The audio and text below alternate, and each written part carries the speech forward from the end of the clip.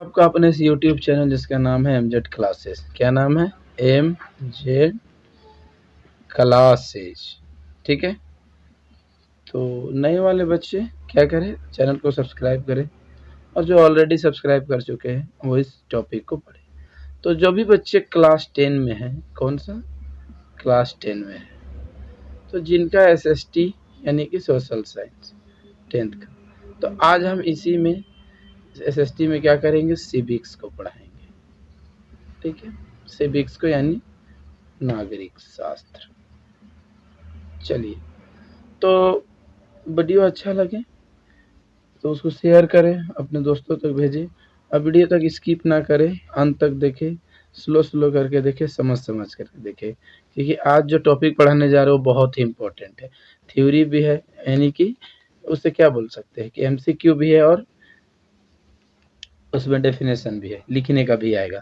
तो चलिए, आज का जो चैप्टर का नाम है वो क्या है, राजनीतिक दल, पॉलिटिकल पार्टी। अक्सर हम लोग क्या करते हैं, न्यूज हो गया, टीवी हो गया, हर एक चीज में देखते हैं, न्यूज, टीवी शो, डिबेट होता है। क्या कहते हैं? डिबेट। ठीक है, वार्तालाप तो नहीं, डिबेट होता है, मुकाबला होता है। तो देखिएगा कि फलाना पार्टी ने ये विकास किया, फलाना पार्टी वो विकास के खिलाफ आ रहा है। अगर आज केंद्र की सत्ता, अगर देखिए भारत जो भी है, भारत में अगर भारत में सरकार जिसकी है केंद्र में, वो क्या है, बीजेपी। तो बीजेपी सरकार कहते हैं हम, यानी कि बीजेपी पार्टी की शासित सरकार है। तो केंद्र में किसकी सरकार? बीजेपी।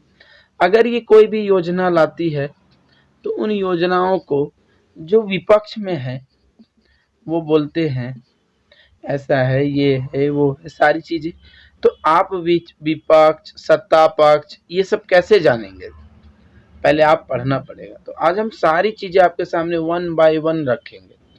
चलिए, तो देर ना करते हुए सबसे पहले हम लोग कुछ रंग रूप पढ़ लेते हैं कि चलिए राजनीतिक दल किसे कहते हैं। राजनीतिक दल, चलिए मेन डेफिनेशन क्या है राजनीतिक दल का, यानी पॉलिटिकल पार्टी। तो हम इसे क्या कहेंगे, हम कहेंगे कि किसी भी देश में, ठीक है, लोगों के द्वारा, क्या, जब लोगों के द्वारा समूह तैयार किया जाता है, समूह बनाकर, ग्रुप बनाकर एक ऑर्गेनाइजेशन यानी एक संगठन का निर्माण करते हुए चुनावी पर्व, क्योंकि भारत में चुनावी पर्व है, चुनावी, ठीक है, माहौल में, चुनावी मौसम में उम्मीदवार उतारते हैं। क्या? उम्मीदवार उतारते हैं, यानी कि कैंडिडेट को हिस्सा दिलवाते, ठीक है, हिस्सा दिलाते हैं चुनाव में। ठीक है, और उनका मुख्य उद्देश्य क्या होता है? तो मुख्य उद्देश्य होता है सत्ता की प्राप्ति। चलिए, देश में, कोई भी लोकतांत्रिक देश है, लोगों के द्वारा समूह यानी कि ग्रुप, यानी संगठन, ऑर्गेनाइजेशन बना करके संगठन, चुनाव यानी कि इलेक्शन में क्या करते हैं, फाइट किया जाता है। क्या? चुनाव में उम्मीदवार दिया जाता है, हर एक दल, ठीक है, उम्मीदवार देते हैं, और उम्मीदवार देने के साथ उनका उद्देश्य क्या होता है कि उस चुनावी क्षेत्र में जीत हासिल करके जो सरकार बनाने के लिए बहुमत का आंकड़ा है उसे प्राप्त करना, यानी उनका उद्देश्य होता है सत्ता की प्राप्ति। तो अगर आप 2 नंबर में आता है तो आप ऐसे लिखिए कि जब लोकतांत्रिक देश में लोगों के द्वारा समूह बना करके, संगठन का निर्माण करके, ठीक है, चुनावी पर्व में उम्मीदवार उतारना और उनका मुख्य उद्देश्य होता है सत्ता की प्राप्ति। खत्म। चलिए, अब हम क्या करते हैं, अब धीरे धीरे हम लोग हर एक बेसिक पॉइंट को जानेंगे कि चुनावी में राजनीतिक दल का कार्य क्या है। ठीक है, चलिए, तो राजनीतिक दल का कार्य क्या है, आखिर राजनीतिक दल की जरूरत क्यों? तो राजनीतिक दल के 3 हिस्से हैं। क्या है? 3 हिस्से हैं। पहला हिस्सा का नाम है, देखिए, नेता। क्या? नेता किसी की ना सुनता, लेकिन चुनाव में हर गरीब हर यतीम का सुनता, क्योंकि उससे उसको वोट की जरूरत होता। दूसरा क्या है? सक्रिय सदस्य। सक्रिय सदस्य। अब सक्रिय सदस्य। तीसरा क्या है? अनुयायी। अनुयायी कहेंगे या समर्थक। चलिए, इंग्लिश वाले क्यों पीछे रहेंगे? Leader, active member.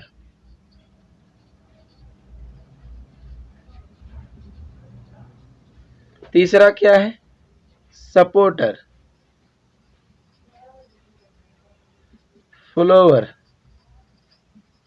इंस्टाग्राम वाला नहीं, ठीक है। ये 3 अंग है राजनीतिक दल के, बहुत ही जरूरी, कि एक राजनीतिक दल को चलाने के लिए 3 अंगों की जरूरत होती है। नेता पार्टी के अंदर आइडियोलॉजी डेवलप करेगा, विकसित करेगा, उसे एक्टिव मेंबरों तक लाएगा, उसी के सदस्य अपने फॉलोवर तक लाएंगे, और ये मिलके, ये तीनों की ताकतें मिलके क्या करेंगे? पब्लिक यानी कि जनता यानी कि पब्लिक के बीच में अपनी बात को रखेंगे। तो समर्थक जितना अधिक होगा, उतने सक्रिय सदस्य भी तेज होंगे, और नेताओं को उतनी ही आसानी होगी उम्मीदवार उतारने में और चुनाव को जीतने या बहुमत की सरकार बनाने। चलिए, अभी 3 अंगों के साथ हम क्या करते हैं, आपको तो यकीन है, हमें यकीन है आपको समझ में आ गया। अब हम इससे आगे बढ़ते हैं। चलिए, चुनाव, देखिए, राजनीतिक दल के कार्य क्या है, ठीक है, फंक्शन भी कह सकते हैं। सबसे पहला काम है चुनाव लड़ना। क्या? चुनाव लड़ना। तो चुनाव कैसे लड़ा जाता है? अब हम चुनाव कैसे लड़ते, चुनाव कहां लड़ेंगे, किस पे लड़ेंगे? ये तो क्रिकेट नहीं है, टॉस करेंगे, पहले फील्डिंग पहले बैटिंग, तो कहां चुनाव लड़े? तो चुनाव लड़ने के लिए सबसे जरूरी है चुनावी क्षेत्र, ठीक है, जिसे हम निर्वाचन क्षेत्र भी कहते हैं, जिसे हम कॉन्स्टिट्यूएंसी भी कहते हैं, ठीक है। ये 2 तरह के होते हैं भारत में। चुनावी क्षेत्र 2 तरह के होते हैं, एक होता है एमपी, दूसरा होता है एमएलए, ठीक है। तीसरा भी होता है जिसे हम नगर पालिका, म्युनिसिपल, ठीक है, नगर पालिका तथा ग्राम पंचायत चुनाव। तो ये सारी चीजें, ये बिना दल के भी लड़े जाते हैं बहुत जगह। तो ये नगर पालिका 3 तरह के भी होते हैं, ठीक है, लेकिन हम लोग इन 2 तरह के बारे में अध्ययन करेंगे। नगर पालिका, जो आप जानते हैं, मेयर का चुनाव होता है, जो वार्ड पार्षद जीते जाते हैं सबसे अधिक। ग्राम पंचायत में मुखिया, पंचायत सेवक, पंचायत समिति, वार्ड सदस्य, ठीक है, तो इन सब का चुनाव होता है। चलिए, अब हम लोग क्या करते हैं, एमएलए, एमपी। एमपी, आप में से बहुत सारे ऐसे बच्चे हैं जो ये नहीं पता कर पाते कि एमएलए और एमपी क्या है। तो हम इन सब को बारी बारी से आपके बीच में, चुनावी क्षेत्र जब बात कर रहे हैं तो हम उन सब चीजों को डिटेल से पढ़ेंगे। चुनावी क्षेत्र, तो चुनावी क्षेत्र में क्या है, पहला है एमएलए, पहला है एमपी, दूसरा है एमएलए। ये एमपी क्या होता है? एमपी का मतलब होता है मेंबर ऑफ पार्लियामेंट। इसी को हम हिंदी में सांसद कहते हैं। सांसद किसे कहते हैं? तो जो संसद में बैठने योग्य होता है उसे हम सांसद कहते हैं। अब संसद में बैठने योग्य कौन होता है? तो जो संसदीय क्षेत्र, ये एमपी के सीट को हम पार्लियामेंट सीट कहते हैं। क्या कहते हैं? पार्लियामेंट सीट कहते हैं या संसदीय क्षेत्र कहते हैं। ठीक है, संसदीय क्षेत्र। अब ये संसदीय क्षेत्र कैसे तय होता है? तो हम बता देना चाहते हैं, हिंदुस्तान में अगर 543 सीट है मेंबर ऑफ पार्लियामेंट का, कहाँ पे? पार्लियामेंट के अंदर जो निर्वाचन क्षेत्र होते हैं, तो इन 543 क्षेत्र में कैसे बनाया गया? तो हिंदुस्तान को 543 क्षेत्रों में बांट दिया गया। ठीक है, बांटा गया और हर एक क्षेत्र को एक एमपी या संसदीय क्षेत्र या संसदीय चुनावी क्षेत्र कहा गया। इसी तरह से हर एक सीट पर, ठीक है, हर एक राजनीतिक दल अपना उम्मीदवार खड़ा करता है। ठीक है, तो ये होता है चुनाव लड़ना। अब समझ गए? तो जैसे कि एक सीट, अब क्या है, 543 सीट पार्लियामेंट में है, जहां पे 543 व्यक्ति जनता के द्वारा चुने होते हैं और चुनकर वहां बैठने योग्य होते हैं। जो जीतता है तो कैसे बैठते हैं? तो एक बार फिर सुनिए, अगर हम इस सर्कल के रूप में भारत को देखते हैं तो 543 हिस्सों में, क्षेत्रों में भारत को बांट दिया गया है। हर एक क्षेत्र को चुनावी क्षेत्र या संसदीय क्षेत्र कहा जाता है। जैसे कि झारखंड में 14 सीट है एमपी के, बिहार में 40 प्लस है, यूपी में 80 है, महाराष्ट्र में 48 है, बंगाल में 43 है। तो ये इसी 543 में आता है। अब यहाँ के हर एक सीट को हम चुनावी क्षेत्र कहेंगे। किसका? संसद का। तो सांसद का, जैसे हम बताते हैं कि झारखंड में रांची एक पार्लियामेंट्री सीट है, एमपी सीट है, और यहाँ के लिए जब चुनाव होता है तो यहाँ हर एक दल अपना उम्मीदवार उतारता है।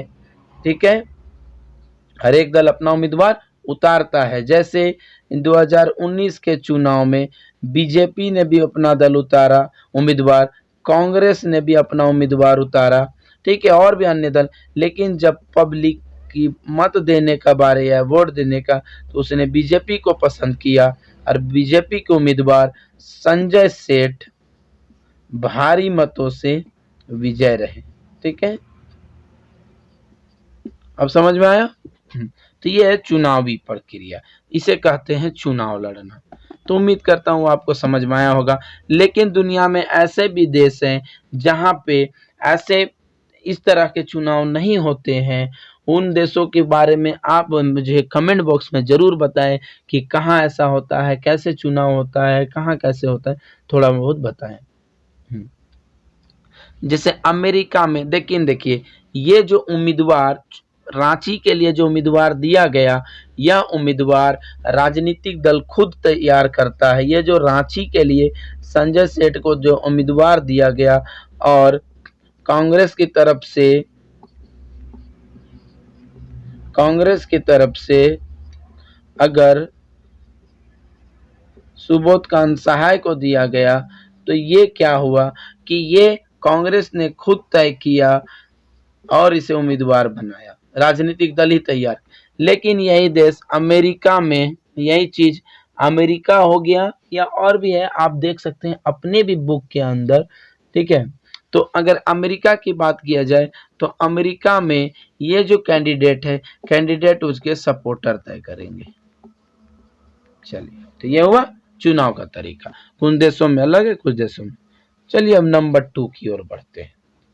तो नंबर 2 में क्या है? तो जो भी राजनीतिक दल होता है, आरडी, राजनीतिक दल क्या करते हैं कि अलग अलग नीति बनाते हैं, अलग अलग नीति बनाते हैं, ठीक है। और जनता के समक्ष यानी मतदाता, मतदाता किसे कहते हैं, ठीक है, वोटर को। वोटर किसे कहते हैं, तो जिस व्यक्ति की उम्र 18 या 18 से अधिक हो जाएगी उसे भारत सरकार एक अधिकार देता है मत देने का, जिसके कारण उसे हम मतदाता कहते हैं। चलिए, जो वोट देने का होता है ना, घर में जो पहचान पत्र नहीं है, माई बाप वाला पहचान पत्र, वोटर कार्ड बोलते हैं, पहले सिम लेते थे, हाँ वही। तो जब उसकी उम्र 18 या 18 से अधिक हो, यानी 20, 22, 25, 30, 35, 40, उन लोगों को एक अधिकार दिया जाता है मत का, जिसे कहते हैं मताधिकार। और इस मताधिकार को पाने के कारण उसका नाम हो जाता है मतदाता, ठीक है। तो हर एक राजनीतिक दल मतदाता के सामने अलग अलग नीति और कार्यक्रम पेश करते हैं, मैनिफेस्टो पेश करते हैं, एजेंडा तैयार करते हैं और चुनाव में जाते हैं, ठीक है। ये हुआ तरीका। जैसे कि आप किसी पब्लिक को जो भी रिझाने के लिए, खुश करने के लिए नया नया स्कीम लाएंगे कि हमारी सरकार बनेगी तो हम ये कर देंगे, हमारी सरकार बनेगी हम वो कर देंगे, ठीक है। तो चलिए, अब आप समझ गए होंगे। तो जो भी सरकार बनेंगे आप कमेंट बॉक्स में कमेंट कर देंगे। चलिए, नंबर 3 में क्या करते हैं, हाँ नंबर 3 देखिए, राजनीतिक दल, हम आरडी मतलब राजनीतिक दल शॉर्ट में, राजनीतिक दल कानून बनाने में भी बहुत बड़ा सहयोग करते हैं, कानून बनाने में सहयोग। क्यों?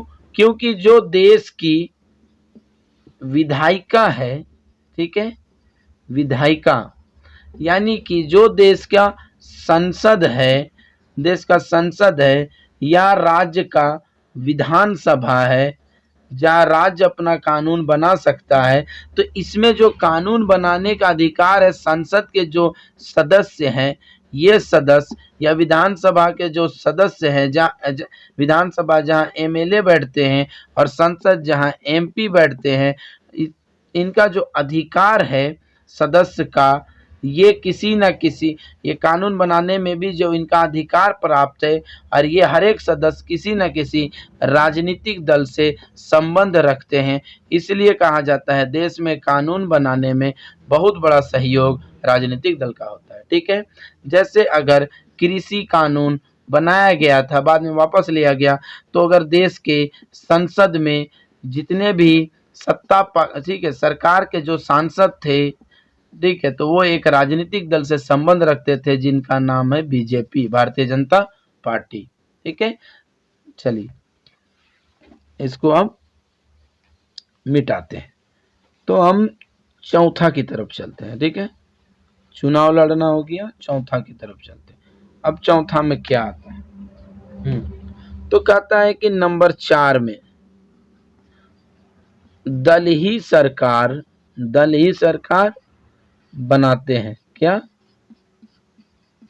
चलिए, अब यहाँ पे दो, तो दल ही सरकार बनाते हैं और दल ही सरकार गिराते हैं और दल ही सरकार बनाते हैं, एकदम सेम चीजें। तो दल ही सरकार यानी आरडी, राजनीतिक दल ही, आरडी का मतलब राजनीतिक दल, तो आरडी राजनीतिक दल ही सरकार बनाते हैं। कैसे? तो देखिए, जब हम मान के चलते हैं कि यह एक झारखंड है, यहाँ चुनावी क्षेत्र होगा जहाँ एमएलए के लिए है, ठीक है, या हम सबसे बड़ी बात करते हैं कि हमारे भारत में किन की सरकार है, बीजेपी।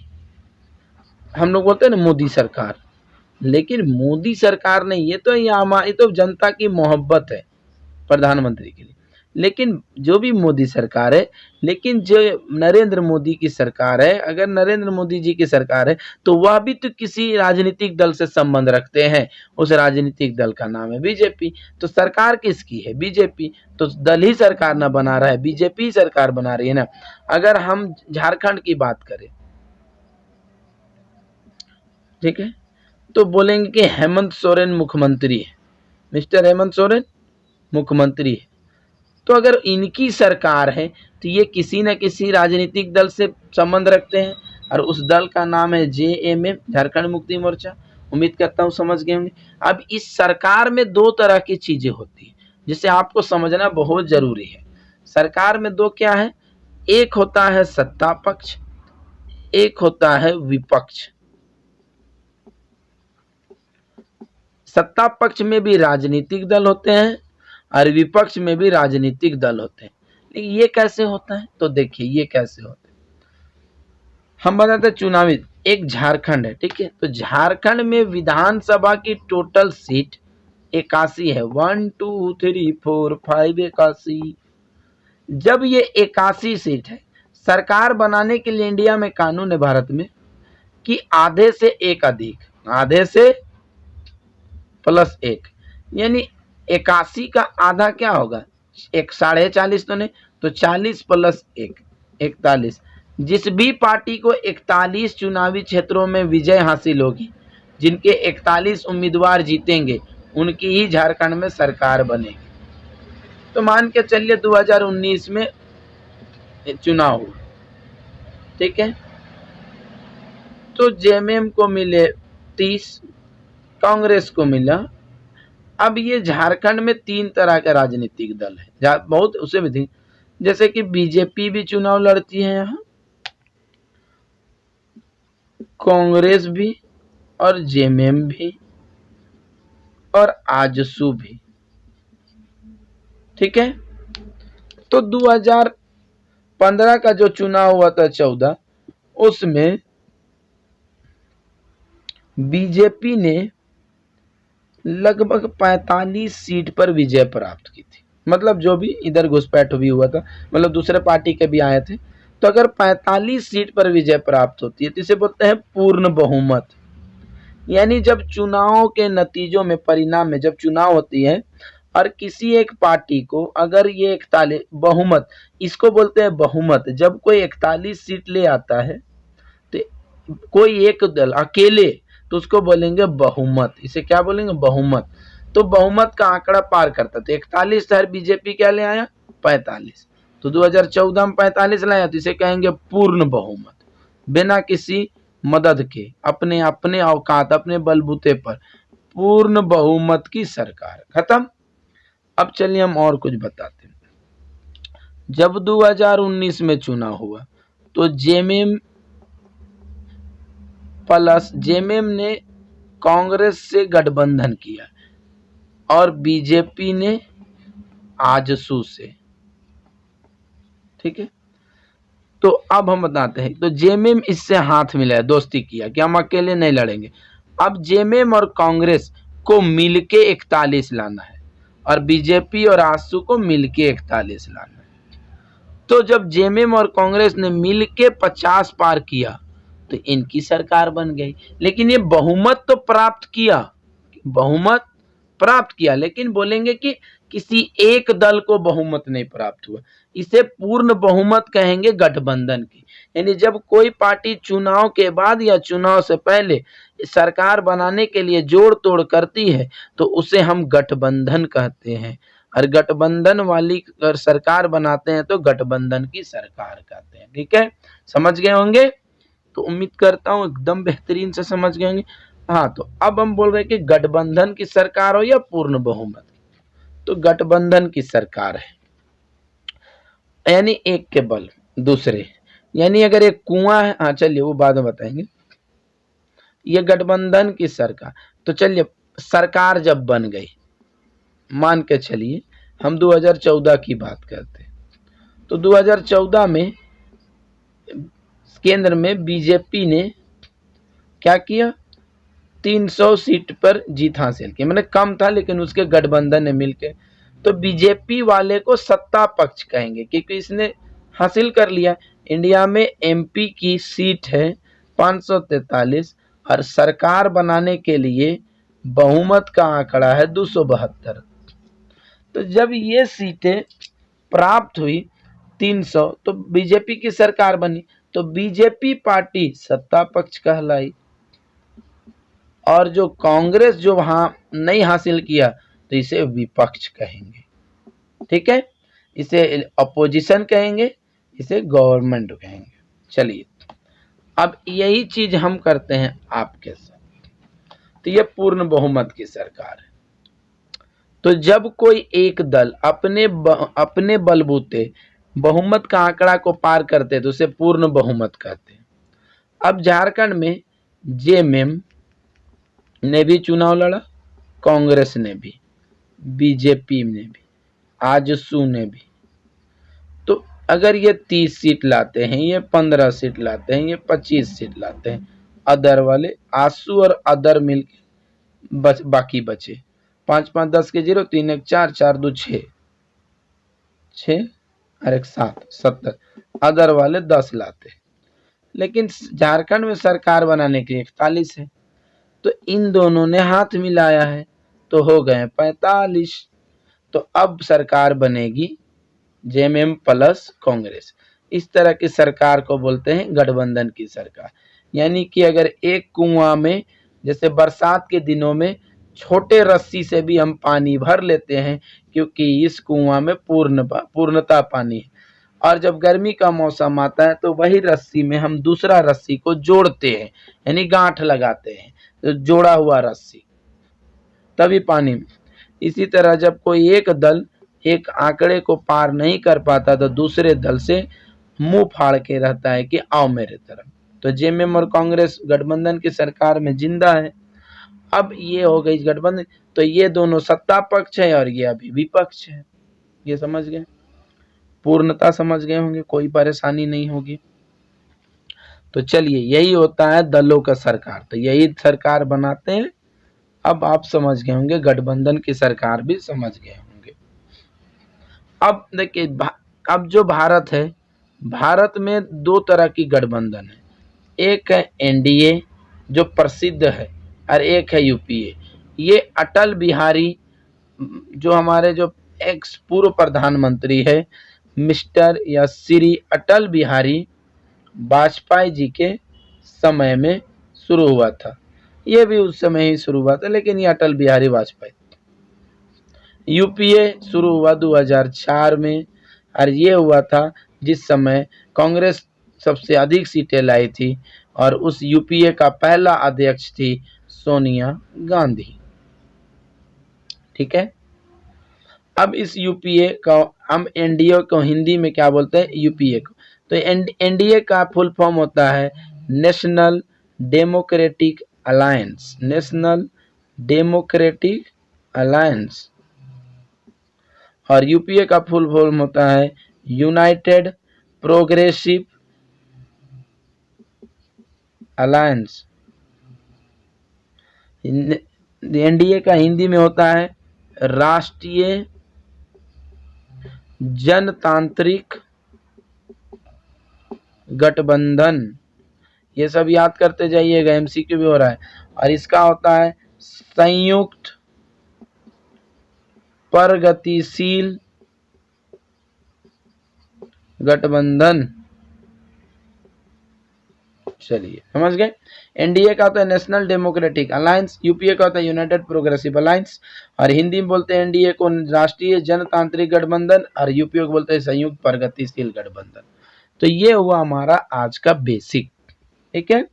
अब चलिए, इसी में अब जो बाकी बचे जो प्रकार है, राजनीतिक दल के कार्य हैं, वो आप हमें कमेंट करके बताइए कौन कौन से कार्य है। ठीक है। तो चलिए, हमें बताते हैं राजनीतिक दलों की जरूरत। ठीक है। नीड, क्या नीड है, वाई। राजनीतिक दल की जरूरत। चलिए, जरूरत क्यों है, अब इसकी क्या जरूरत है आप बताइए, आप बता सकते हैं।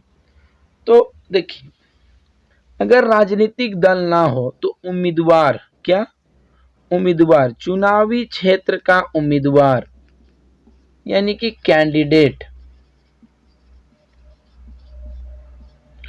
ये बिना दल के होगा, विदाउट कोई दल के होगा, तो उसको क्या बोलेंगे, तो निर्दलीय कहते हैं। जिसका कोई दल नहीं उसको निर्दलीय। तो अगर इसको बोलते हैं इंडिपेंडेंट, क्या बोलते हैं? इंडिपेंडेंट, ये हमेशा याद रखिएगा, इंडिपेंडेंट होता है, निर्दलीय का मतलब इंडिपेंडेंट। तो अगर कोई निर्दलीय होगा, इंडिपेंडेंट होगा, तो वो क्या करेगा? बिना दल के अगर चुनाव में जाएंगे और जब सरकार बनेगी तो ये जो निर्दलीय हैं ये या तो किसी जाति या किसी क्षेत्र खास या किसी समाज या किसी संत, उन्हीं से संबंध रखते होंगे और वो अब जो कार्य करेंगे वो अपने ही समाज, अपने ही जाति, अपने क्षेत्र तक सीमित रखेंगे, ठीक है। और सरकार का ये जो समन्वय है, यानी कि जो बैलेंस है, वो बैलेंस सही नहीं रहेगा, बैलेंस सही नहीं रहेगा, क्योंकि हर का सोच अलग रहेगा। कोई ये नहीं चाहेगा कि इसी पे कोई रोक नहीं हो सकता है, अपना अपना आज़ादी स्वतंत्र तरीके से जीत के आए हैं तो सोचेगा हम ये करेंगे, कोई किसी का सुन नहीं सकता, ये बड़ी परेशानी होगी। उम्मीद ये क्या है? राजनीतिक दल की जरूरत, इसलिए राजनीतिक दल की जरूरत है कि सारे उम्मीदवार निर्दलीय हो जाएंगे, और निर्दलीय जब जीतेंगे, इंडिपेंडेंट जब जीतेंगे तो विकास कार्य नहीं होगा, धीमा होगा। वो करेंगे तो अपने पहुंच वाले तक, अपने सगे संबंधियों तक, अपने समाज, अपने जाति, अपने बस इन्हीं क्षेत्रों तक। चलिए, राजनीतिक दल होने से क्या फायदा, जरूरत क्यों है? राजनीतिक दल की जरूरत इसलिए भी है क्योंकि वो एक विचारधारा से लड़ते हैं, और वो एक खास तरह का विचारधारा होता है जिससे समाज को जोड़ने का काम करते हैं। आइडियोलॉजी लेके लड़ते हैं इलेक्शन में, और उस आइडियोलॉजी से ही पब्लिक को बीच में ओपिनियन रखते हैं, और पब्लिक उस ओपिनियन पे खरा उतरती है, ठीक है, समझ गए। अब ये क्या है, अगर राजनीतिक दल ना हो तो जो हमारे विकास के मुद्दे हैं, हमारी जो ज़रूरतें हैं, वो सरकार तक भी नहीं पहुंच सकती। अगर सरकार सत्ता पक्ष में कोई पार्टी है तो वो अपनी तारीफ करेगा, लेकिन विपक्ष क्या करेगा? हमारे जनता की मुद्दों को सरकार तक पहुंचाएगा। तो ये विपक्ष भी किसी न किसी राजनीतिक दल से संबंध रखते हैं। तो समझ गए कि राजनीतिक दल का भी होना जरूरी है। जब हमारा प्रतिनिधित्व, जब लीडर किया जाता है, अगुवाई किया जाता है, तो वो भी सदस्य राजनीतिक दल के होते हैं, ताकि वो जितना ज़्यादा वो हमारे आगे काम करेंगे, हमारे बातों को ले जाएंगे। अगर हम अकेला खड़ा होते तो बातों में दम नहीं होता, लेकिन जब कोई लीड पॉलिटिकल पार्टी, राजनीतिक दल खड़ा होता है तो उसमें दम होता है। जैसे कि अगर एक गांव का रोड बहुत दिनों से टूटा है और वो बन नहीं रहा है, तो अक्सर देखिएगा कि चुनावी मौसम आने तक में क्या करते हैं, यहाँ पे पॉलिटिकल पार्टी या राजनीतिक दल उसी इशू पे ले जाके धरना पे और स्ट्राइक करने लगते हैं, ताकि फिर सरकार उसके कार्य करती है, ठीक है। और अगर कोई राजनीतिक दल का जरूरत है तो कुछ पॉइंट आप अपने यहाँ भी लिखें, आप अपने से भी लिख सकते हैं। चलिए, तो ये सारे चीजें थी राजनीतिक दलों में। अब हम राजनीतिक दल का अब पढ़ते हैं क्या है। चलिए, तो राजनीतिक दल में होते क्या है, एक मिनट, कुछ चीजें हैं जिन्हें हम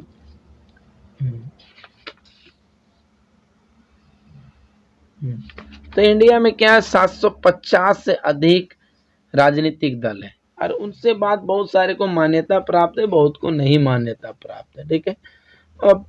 अब उसके बाद हम लोग आगे पढ़ेंगे कि राष्ट्रीय दल क्या,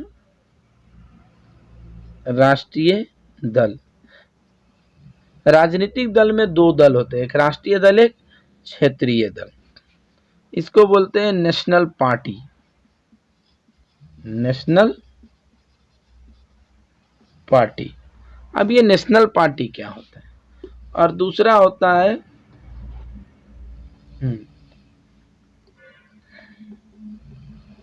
क्षेत्रीय दल।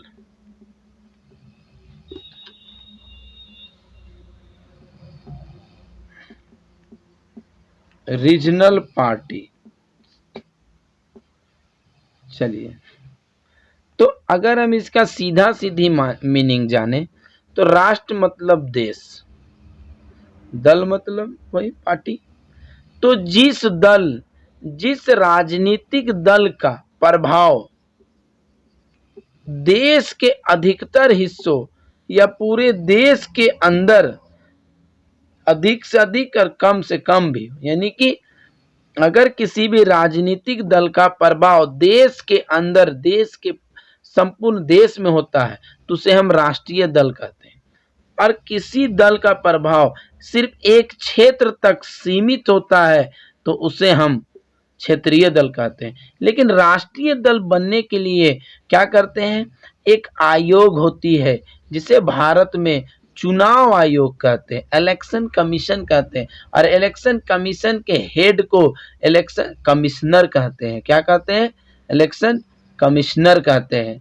मुख्य चुनाव आयोग कहते हैं। क्या कहते हैं? मुख्य चुनाव आयोग। तो हमें कमेंट करके बताओ कि आज भारत का मुख्य चुनाव आयोग कौन है। ठीक है, सही बताने वाले को हम फोन पे 10 रुपये करेंगे। जो पहले बताएगा उसको हम 10 रुपये करेंगे, कि हम बोलेंगे ईमेल में नंबर भेजो।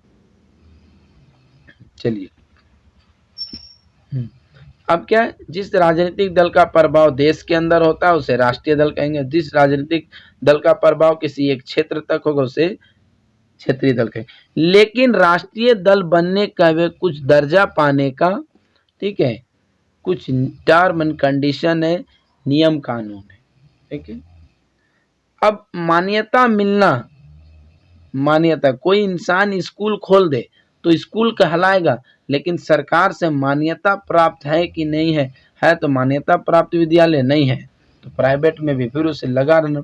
इसी तरह से राष्ट्रीय दल कैसे मान्यता प्राप्त करते हैं, तो चलिए हम इसे बताते हैं आपके बीच में कि राष्ट्रीय दल बनने के लिए क्या मान्यता प्राप्त है। राष्ट्रीय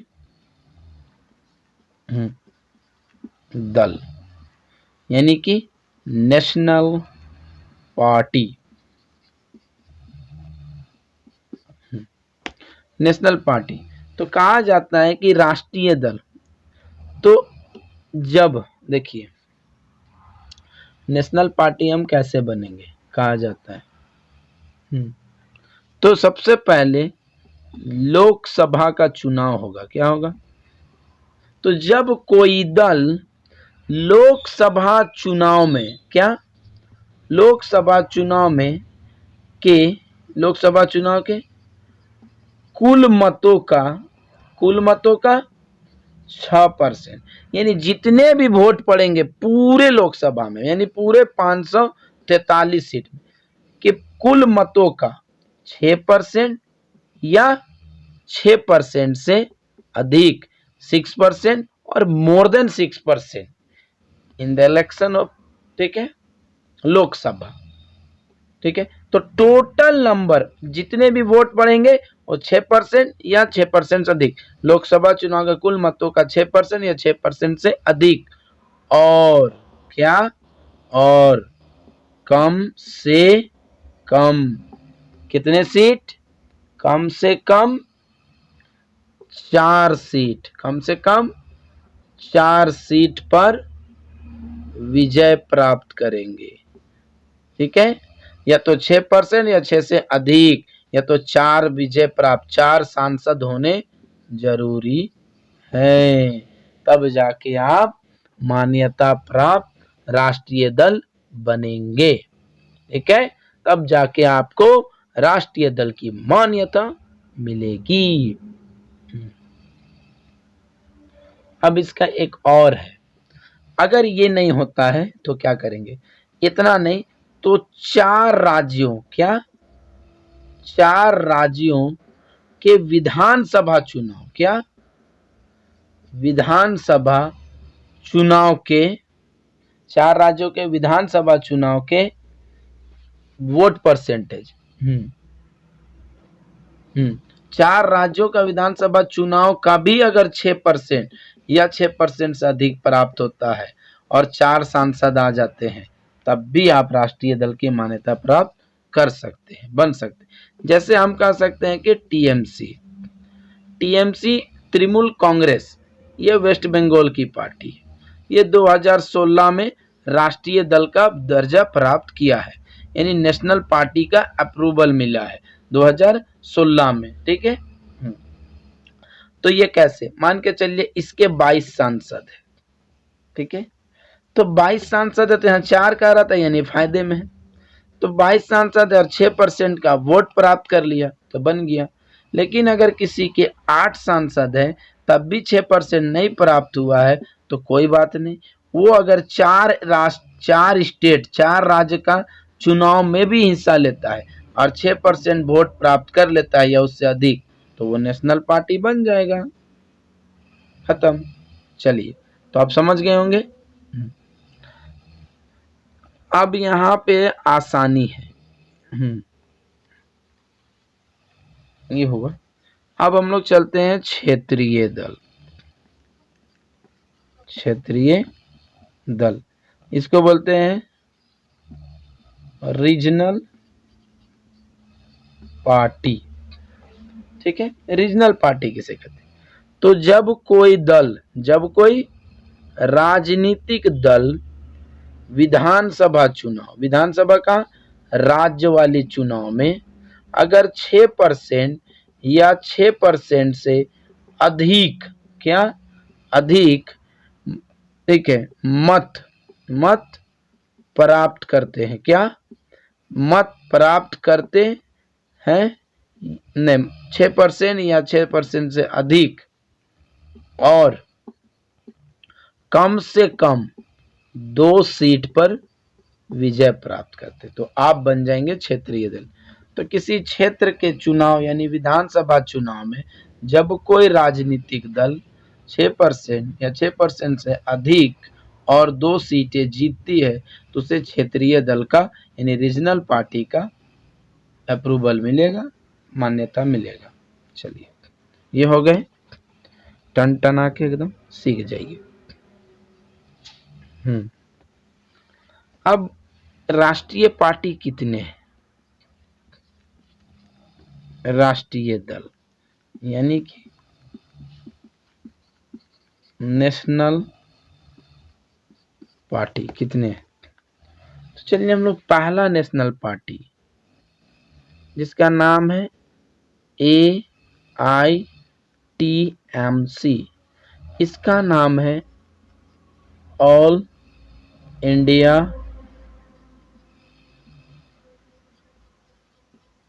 तृणमूल कांग्रेस। ये वेस्ट बंगाल की पार्टी थी जब ये TMC थी। क्या थी? TMC थी। लेकिन जब इसने सारे नियम क्राइटेरिया को पार किया तो इसे चुनाव आयोग ने राष्ट्रीय दल बना दिया और जब ये राष्ट्रीय दल बना, नेशनल पार्टी बना, तो इसने अपने नाम को लिखा AITMC, all India Trinamool Congress. West Bengal में था, अभी भी ये वेस्ट बंगाल में शासन करती है सरकार, ऑल इंडिया तृणमूल कांग्रेस। इसका गठन स्टेबलाइज कब है? 1998 में। कब? 1998 में। इसके जो बनाने वाली थी कौन थी? वो थी सुश्री ममता बनर्जी। सुश्री ममता बनर्जी। चलिए, ममता बनर्जी हो गया, हाँ, 1998 में। और इसे राष्ट्रीय दल का दर्जा मिला 2016 में। चलिए, इतना काफी है। दूसरे कौन है? दूसरे है BSP, फुल फॉर्म बोल दे रहा हूँ, लिखते आप जाइएगा, बहुजन समाज पार्टी।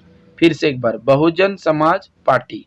ठीक है, इसके मुखिया कौन थे? तो ये पार्टी बनी थी 1994 में।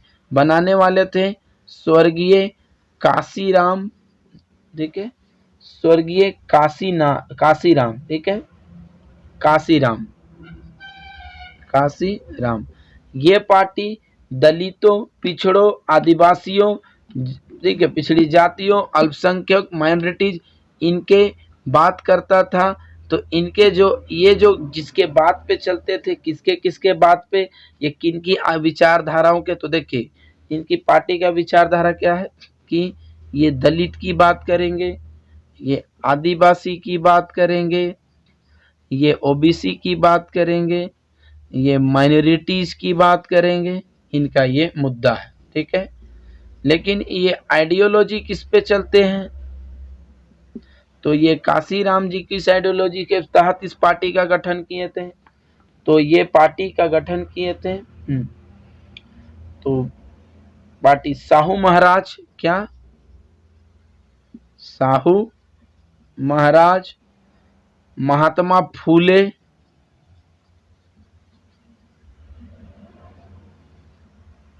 इसको महात्मा फूले, पेरियार,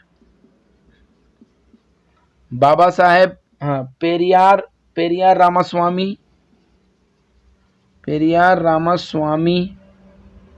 फिर तीसरा भीमराव अंबेडकर, बाबा साहेब अंबेडकर, इनके विचारधारा पे चलते थे। ठीक है, इनका जो कहाँ कहाँ तक है, जैसे AITMC वेस्ट बंगाल तक सीमित है, त्रिपुरा में भी कुछ है, आजकल असम में भी पैर फहरा रहा है। ठीक है, और बंगाल, और इनका प्रभाव मणिपुर में भी है।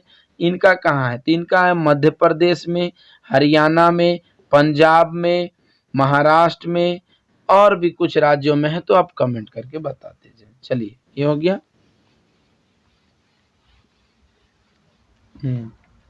अब है बीजेपी, अभी की ब्रांड पार्टी, इसका भारतीय जनता पार्टी, भारतीय जनता पार्टी।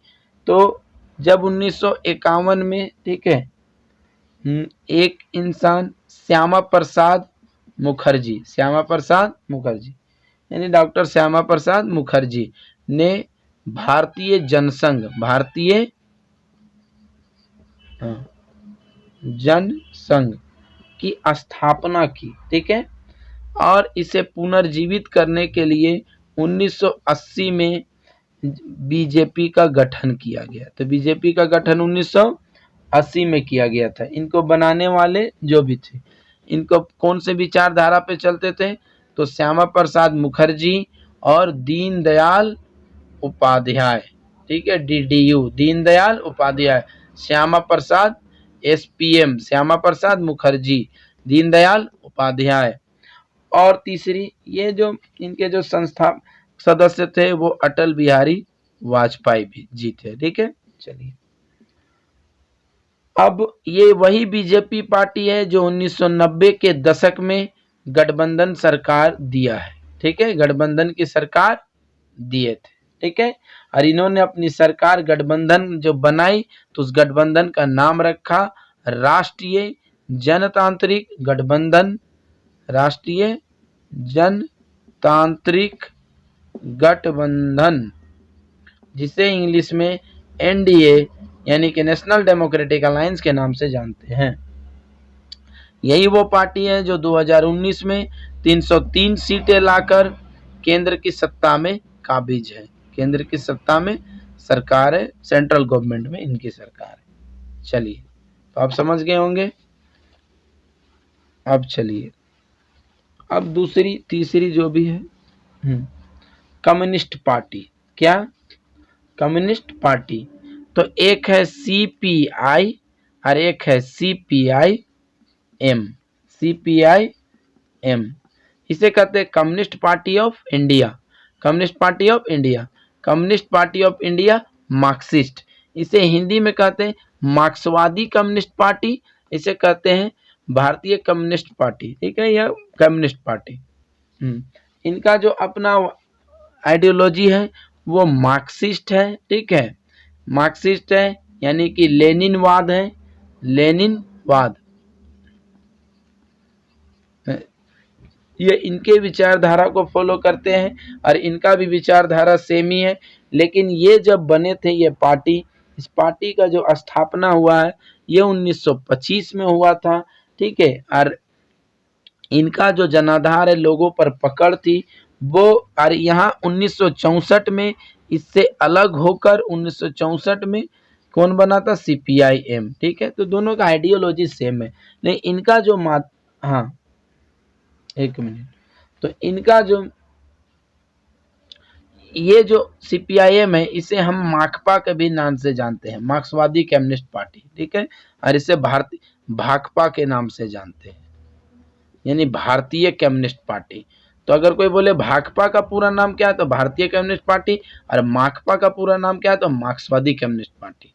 ठीक है, इनमें अध्यक्ष नहीं होते हैं, इनमें सबसे बड़ा पोस्ट होता है महासचिव। क्या होता है, महासचिव। एक सचिव याद नाम में वीरिंदा करात, प्रकाश करात, और अभी क्या है थोड़ा कंफ्यूजन है। तो इनका जो सीपीआई का जो जनाधार है वो पहले बंगाल में भी था, ठीक है, केरल में भी है, पंजाब में भी है, आंध्र प्रदेश में भी है, तमिलनाडु में भी है। ठीक ठाक स्थिति है, लेकिन वैसा नहीं है जो पहले था। लेकिन जो माकपा की जो स्थिति है वो माकपा की स्थिति है जो 34 साल तक बंगाल में शासन किया, जिसे 2011 में टीएमसी की सरकार ने उखाड़ फेंका था, ममता बनर्जी ने। ठीक है, आप इसे भी पढ़। अभी इसकी 1 सीट है और इसके 3 सीट है। ठीक है, इसके 1 एमपी है और इसके 3 एमपी है। चलिए अब इसे करते हैं। अब बात करते हैं देश की सबसे पुरानी party Congress party. Congress party जिसका पूरा नाम है INC, Indian national Congress party, Indian national Congress, जिसका नाम है इंडियन नेशनल कांग्रेस, जिसे हम कहते हैं भारतीय राष्ट्रीय कांग्रेस, भारतीय राष्ट्रीय कांग्रेस, खत्म। ठीक है, जिसका गठन हुआ था 1885 में। ठीक है, इनको बनाने वाले कौन थे तो आप इसको सर्च मारिए। ठीक है, ये ओ ह्यूम मिलेगा, ठीक है, दादा भाई नौरोजी मिलेंगे। क्यों बना, किस परिस्थिति में बना, ये आजाद होने से पहले की पार्टी है, ये भारतीय राष्ट्रीय आंदोलनों में हिस्सा लेने वाली पार्टी है, भारत में अंग्रेजों से आज़ादी दिलाने वाली पार्टी है। तो हर चीज को आप पढ़िएगा तो बेहतर तरीके से जानिएगा। कांग्रेस की सरकार भारत में 1971 तक रही। 71 के बाद थोड़ा खिसका, ठीक है, 71 के बाद खिसकने के बाद 1980 से 1989 तक सरकार बनी, और उसके बाद 89 के बाद इसकी पूर्ण सरकार कभी नहीं बनी, और ये खत्म होती गई धीरे धीरे, खत्म नहीं हुई, सॉरी, मतलब इनका जन अधिकार अब पहले से कम है। और अभी 2019 में इनकी सीटें कहाँ है, इनकी सीटें 52 पे आ गई है। ठीक है, 2004 में इसी कांग्रेस की सरकार थी जिसने एक गठबंधन बनाया था जिसके नाम यूपीए था, जिसको बोलते हैं United progressive alliance, United progressive alliance, इसको कहते हैं संयुक्त प्रगतिशील गठबंधन। तो उम्मीद करता हूँ आप समझ गए होंगे। अब एक राष्ट्रीय दल बचा, जिस राष्ट्रीय दल का नाम आपको मैं कमेंट बॉक्स में करने को बोल रहा हूँ, तो प्लीज़ आप ज़रूर बताएं, मैं उनको हिंट देता हूँ। वो एक महाराष्ट्र से पैदा हुई पार्टी है, महाराष्ट्र में बनी पार्टी है, ठीक है, महाराष्ट्र की पार्टी है, ठीक है, जिसके जो भी मुखिया है उस मुखिया का नाम है शरद पवार। अब तो आप बता सकते हैं, ठीक है, तो प्लीज बताएं। और वो जो शरद पवार जी मुखिया वो भी एक कांग्रेस के सदस्य थे। चलिए, तो ये इनका आधार बहुत सारे राज्यों में भी है। ये हो गया। तो ये हमारा चैप्टर अब समाप्ति की ओर है। ठीक है, अब हम क्षेत्रीय दलों की तरफ चलते हैं। तो जब क्षेत्रीय दल की बात करते हैं, जब क्षेत्रीय दल की बात करते हैं तो जब क्षेत्रीय दल की बात करेंगे यानी कि रीजनल पार्टी, तो कैसे इसको पढ़ेंगे, तो पूरे भारत में बहुत अधिक रीजनल पार्टी है। ठीक है, तो मैं आपको बुक रख के बता दे रहा हूं तो कि आप उसमें पढ़ लें। ठीक है, जैसे कि यहाँ पे रीजनल पार्टी है, भारत में क्षेत्रीय पार्टियां, वो 13 अप्रैल 2018, ये 2018 की स्थिति है। तो आप इसे देख सकते हैं कि कौन कौन है। जैसे जम्मू कश्मीर में अलग है, ठीक है, पंजाब में अलग, हरियाणा में अलग, उत्तर प्रदेश में अलग। तो मैं कुछ इसी तरह से एग्जाम्पल, जैसे कि झारखंड में, जोहार झारखंड, हमारा झारखंड, तो झारखंड में जेएमएम है, क्या है, जेएमएम, आसू है। जेएमएम का फुल फॉर्म है झारखंड मुक्ति मोर्चा। झारखंड मुक्ति मोर्चा बनने का ईस्वी कौन सा है, तो आप लोग बेहतर जानते हैं कि 1973, 1973। आसू इसी की एक स्टूडेंट यूनियन थी जिसको, ठीक है, ऑल झारखंड स्टूडेंट यूनियन, इसके एक स्टूडेंट यूनियन थी जो बाद में पार्टी राजनीतिक में हिस्सा ली। तो इसका गठन 1986। ठीक है। अगर हम बिहार की बात करते हैं अपने पड़ोसी राज्य में, तो यहाँ पे है आरजेडी और जेडीयू। जेडीयू, आरजेडी मतलब राष्ट्रीय जनता दल, राष्ट्रीय जनता दल। जेडीयू का मतलब जनता दल यूनाइटेड। अब ये जनता दल यूनाइटेड और राष्ट्रीय जनता दल कब बने, कब नहीं बने, इसको आप अच्छा से देख ले, ये बेहतर होगा आपके लिए, इससे बेहतर। चलिए, तो जनता दल बना, जनता दल यूनाइटेड बना कब बना, 1999 में। और राष्ट्रीय जनता दल बना 1998 में। दो पार्टियां। और एक और पार्टी है एलजेपी, जिसका नाम है लोक जनशक्ति पार्टी, इसका गठन हुआ 2000 में। इसके जो मुखिया थे, इसके मुखिया का नाम था राम, देखिए राम विलास पासवान, राम विलास पासवान। अभी इनके पार्टी में टूट पड़ा हुआ है। इनका भाई का नाम पारसनाथ पासवान है, इनके बेटे का नाम चिराग पासवान है। पार्टी दो धड़ों में बटी हुई है। ठीक है। आरजेडी के मुखिया का नाम है लालू प्रसाद यादव। जी हाँ, जब तक रहेगा बिहार में आलू तब तक रहेंगे लालू, तो लालू प्रसाद यादव। और जदयू का है नीतीश कुमार। ठीक है, नीतीश कुमार यादव। तो नीतीश का खेल बड़ा निराला। अब बहुत सारे ऐसे पार्टियां हैं जिनका हम नाम लेके, जैसे साउथ इंडियन की तरफ अगर हम बात करें तो सबसे फेमस पार्टी है डीएमके। ठीक है। और है एक है एआईडीएमके, एआईडीएमके।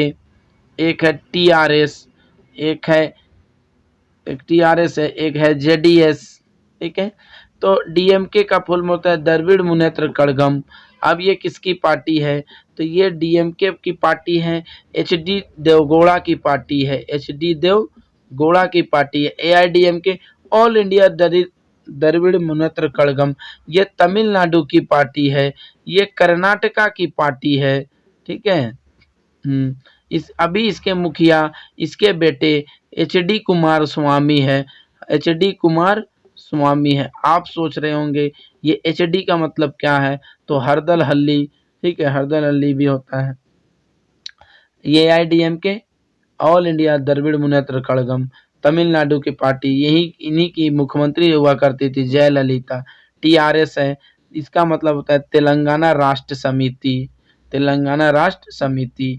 इसके मुखिया है इसके मुखिया आप थोड़ी जो मुख्यमंत्री है के चंद्रशेखर राव, के Chandrashekhar Rao. JDS Janata Dal secular, Janata Dal secular, हाँ जनता दल सेकुलर।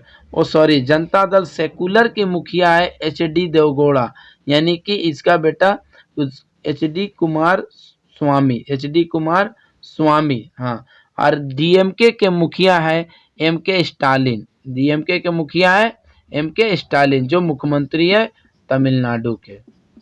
ये दोनों तमिलनाडु के पार्टी हैं। चलिए, तो आप इस तरह से अपने भी याद कर सकते हैं कुछ मुख्य दल। तो आपको कितना राजनीतिक में इंटरेस्ट है, ये चैप्टर कैसा लगा, और जो लास्ट जो बचा हुआ है मैं इसे आपके बीच में छोड़ रहा हूँ कि राजनीतिक दल की चुनौतियाँ क्या है, ये मैं कल आपको जब सवाल क्वेश्चन आंसर करूंगा, कल इसी का क्वेश्चन एंड आंसर करूंगा, तो कल इसी पे आपको बताऊंगा कि चुनौतियां कौन कौन सी हैं, इसे कल पढ़ेंगे। तो मुझे उम्मीद है कि आपको कैसा लगा या नहीं लगा, लेकिन उम्मीद करता हूँ आपको बहुत अच्छा लगा होगा, पढ़ते पढ़ते बहुत ही अच्छा लगा, इंटरेस्टेड लगा हुआ, इंटरेस्टेड चैप्टर है। कल इसी समय हम लोग आपको एक इसकी चुनौतियां और ज़रूरत पढ़ेंगे। तो आपको कितने राजनीतिक दल के नाम याद हैं, ईमानदारी से कमेंट बॉक्स में बताएं। तो आज के लिए इतना ही, पढ़ते रहें, सीखते रहें, यहाँ से वहाँ और कहीं नहीं, बस यहीं एमजेड क्लासेस में। ठीक है, तो चलिए अलविदा, कल मिलते हैं।